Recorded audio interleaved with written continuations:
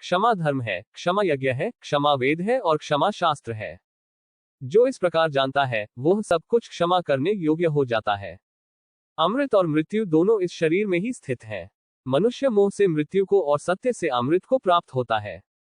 अपनी प्रभुता के लिए चाहे जितने उपाय किए जाएं, परंतु परिश्रम के बिना संसार में सब फीका है। जो मनुष्य नाश होने वाले सब प्राणियों में समभाव से रहने वाले अविनाशी परमेश्वर को देखता है, वही सत्य को देखता है। जो सज्जनता का अतिक्रमण करता है, उसकी आयु, संपत्ति, यश, धर्म, पुण्य, आशीष, श्रेय नष्ट हो जाते हैं। यदि अपने पास धन इकट्ठा हो जाए तो वह पाले हुए शत्रु के समान है, क्योंकि उसे छोड़ना भी कठिन हो जाता है। ज्ञान रूप, जानने योग्य और ज्ञान से प्राप्त होने वाला परमात्मा सबके हृदय में विराजमान है। जिसे सत्य पर विश्वास होता है और जो अपने संकल्प पर दृढ़ होता है, उसका सदैव कल्याण होता रहता है।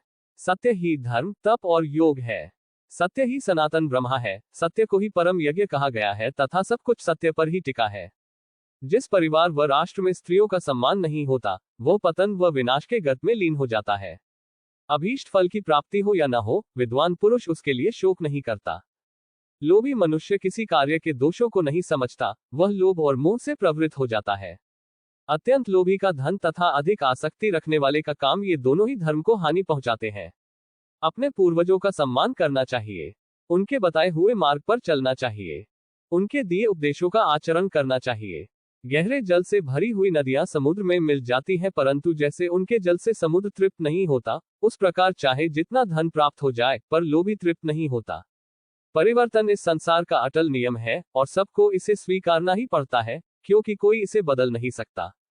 अहंकार मानव का और मानव समाज का इतना बंगा शत्रु है, जो संपूर्ण मानव जाति के कष्ट का कारण और अंततः विनाश का द्वार बनता है। राजधर्म एक नौक के समान है। ये नौक धर्म रूपी समुद्र में स्थित है। सद्गुण ही नौक का संचालन करने वाला बल है, धर्मशास्त्र ही उसे बांधने वाली रस्सी है। व्यक्ति को अभिमान नहीं करना चाहिए, नहीं तो दुर्योधन जैसा हाल होगा। जुआ खेलना अत्यंत निष्कृष्ट कर्म है। यह मनुष्य को समाज से गिरा देता है। संसार में वही मनुष्य प्रशंसा के योग्य है, वही उत्तम है, वही सत्पुरुष और वही धनी है, जिसके यहाँ से याचक या शरणागत निराश न लौटे। आत्मज्ञान की तलवार से काटकर अपने हृदय से अज्ञान के संदेह को अलग कर दो। अनुशासित रहो, उठो।